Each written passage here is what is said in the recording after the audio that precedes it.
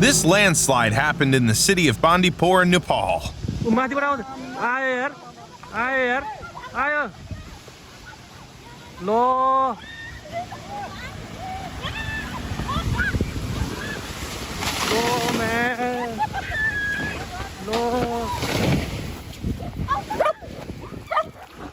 Oh, man!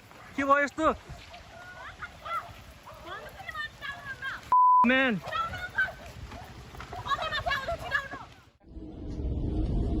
In the summer of 2024, a tornado formed right above a Russian airport.